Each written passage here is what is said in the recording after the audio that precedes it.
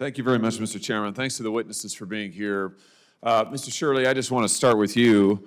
I, for my part, want to say thank you for the terrific work you've done on exposing fraud all across the country, nowhere more so than in the state of Minnesota. You know, it's a funny thing.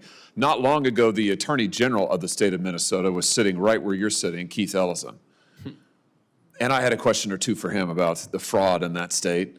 And he said to me that, I mean, nobody could have found it. I mean, he didn't know anything about it. You know, he was completely in the dark until it was all blown open, and there's just nothing that would have tipped him off. I find that interesting because, near as I can tell, I mean, you were a 24-year-old independent journalist. You had a camera and a list of public spending records, right? Correct. So if this fraud was so hard to find, how did you manage to find it when none of the public officials in Minnesota could find it? I simply went to the locations of the layering centers and the daycares and asked to enroll a child, and there was no way to enroll a child into any of these daycares. In fact, there were no children to be seen anywhere. So in other words, you asked a few questions and you looked. You actually looked to see if there was fraud.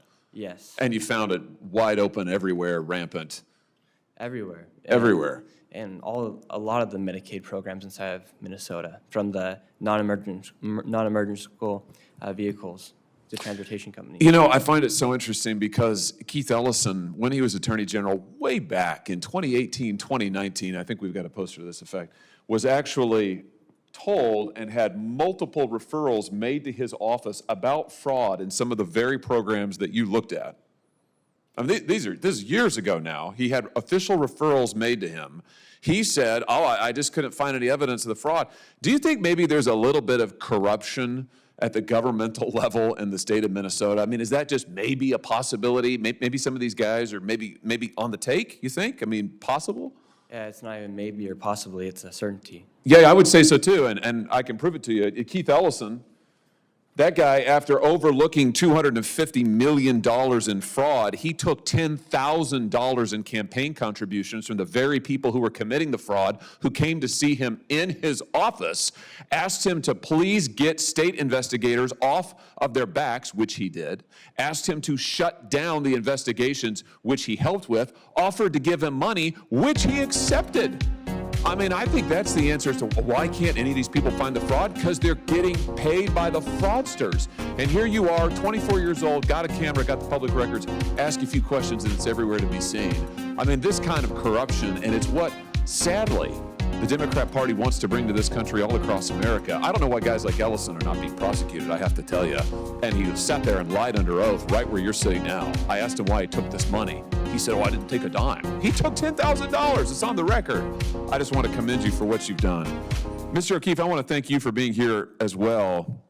I want to thank you particularly for your investigations, so many of them, but particularly those into anti-Christian bias. I want to ask you just about Trevor Williams of the Washington Nationals. You found that Trevor Williams was shut down, he was muffled, he was gagged by his own team because he had the audacity to say that he didn't think that this poster, I think we got a picture of this, that this outrageous desecration of the Last Supper by this group that calls itself the Sisters of Perpetual Indulgence, which is an anti-Christian group that actively mocks Catholics and other Christians. You know, he said he didn't like this, and for that reason, if I remember correctly, the Washington Nationals tried to shut him down. Tell us just about what your investigation found. This is involving the Washington Nationals baseball team and civil rights violations and anti-Christian bias, and the Washington Nationals has fired this vice president for his bias against Christians, and it's part of our expose exposing officials in corporations and in the administrative state, the deep state, breaking the law, pushing back. We have another one coming out inside the Pentagon in the next few days with similar themes. Well, I look forward to that.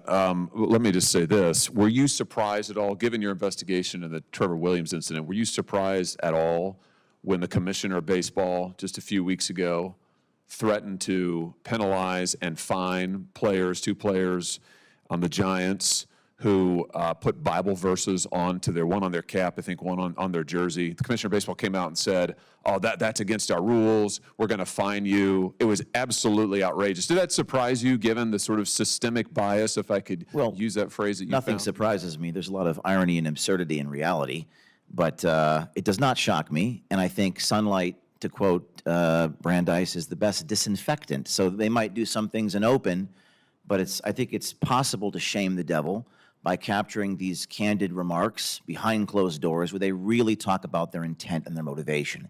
And that video caused a firestorm. And, to quote Nick Shirley, the video does not film itself. The citizen journalists get to show up and do the thing. And I think it's more difficult for bureaucrats to do that. So citizen journalists are going to do it.